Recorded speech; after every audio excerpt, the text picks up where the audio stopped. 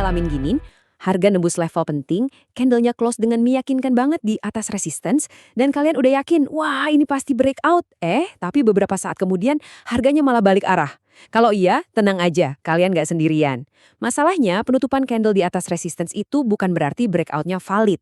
Nah, kali ini kita bakal bedah kunci sebenarnya, perbedaan antara breakout yang asli dan jebakan yang bikin rugi. Oke, kita mulai dari sini ya. Perangkap yang paling sering banget ngejebak para trader, yaitu breakout palsu. Ini nih skenario yang seringkali bikin frustrasi dan ya rugi. Nah, ini dia nih pertanyaan utamanya. Kalian lihat candle close-nya kuat banget di atas resisten. Secara teori, kayaknya semua udah benar. Tapi, kenapa pasar seolah-olah nggak setuju dan malah balik arah ngelawan posisi kita? Jawabannya itu ada di sesuatu yang jauh lebih dalam dari sekedar satu candle doang. Dan inilah dia mitos terbesarnya. Anggapan kalau penutupan candle di atas resistance itu udah cukup jadi konfirmasi. Ini adalah pemahaman yang, jujur aja, udah ketinggalan zaman dan sering banget jadi alasan utama kenapa banyak trader kejebak di posisi yang salah. Inilah yang kita sebut fake out. Dan ini tuh bukan sekedar pergerakan harga yang gagal ya. Ini adalah manuver yang cerdas yang emang dirancang buat satu tujuan, nyapu likuiditas.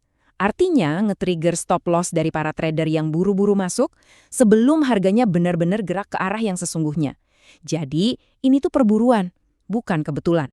Terus, gimana dong cara kita bedain mana yang perburuan, mana yang pergerakan asli? Jawabannya adalah dengan berhenti fokus sama penembusannya dan mulai nyari penerimaan.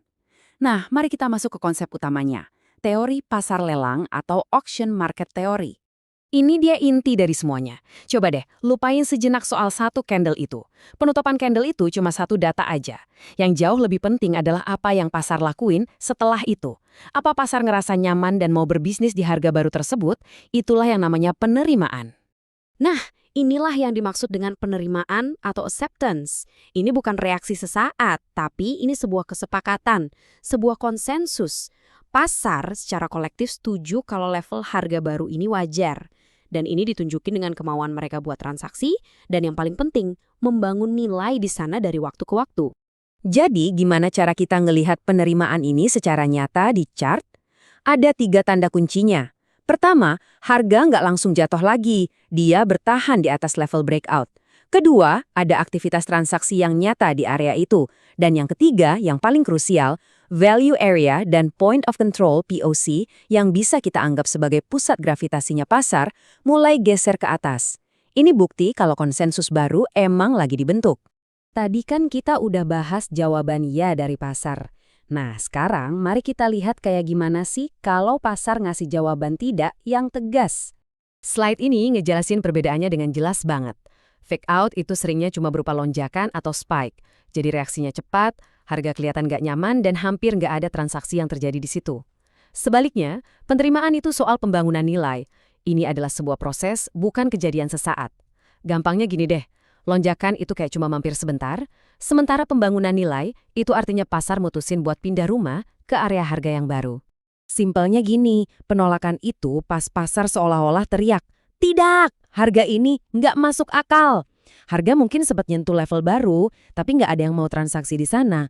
Hasilnya, harga dengan cepat balik lagi ke range lamanya, ke zona nyaman di mana kesepakatan nilai sebelumnya udah terbentuk. Oke, teorinya udah dapet nih. Sekarang bagian praktisnya, gimana cara kita baca sinyal-sinyal ini langsung di chart? Nah, disinilah kita bisa gabungin konsep dari Smart Money atau SMC buat mempertajam analisis kita. Coba lihat yang di sebelah kiri. Itu break of structure atau BOS. Anggap aja ini pasar lagi nanya, gimana kalau kita coba harga yang lebih tinggi? Ini baru niat awal ya, belum tentu disetujuin. Nah, sekarang lihat yang kanan, itu market structure shift atau MSS. Ini adalah jawaban tegas dari pasar yang nunjukin penolakan. Setelah nyoba harga baru, pasar langsung balik arah dengan cepat dan matahin struktur sebelumnya. Ini sinyal penolakan yang kuat banget.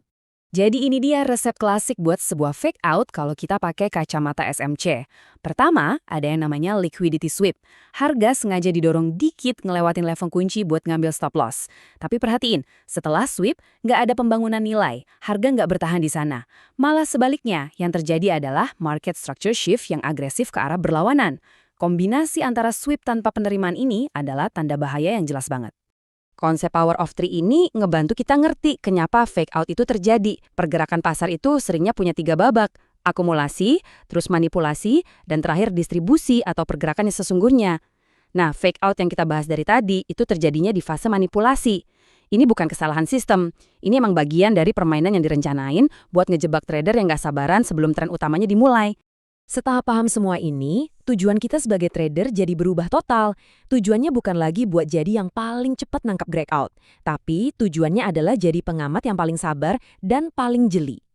Jadi, ini dia aturan baru yang bisa kalian pegang. Anggap aja setiap break of structure itu cuma sebuah pertanyaan yang diajukan pasar. Tugas kita bukan nebak-nebak, tapi nunggu dengan sabar sampai pasar ngasih jawabannya. Dan jawaban itu adalah penerimaan atau acceptance.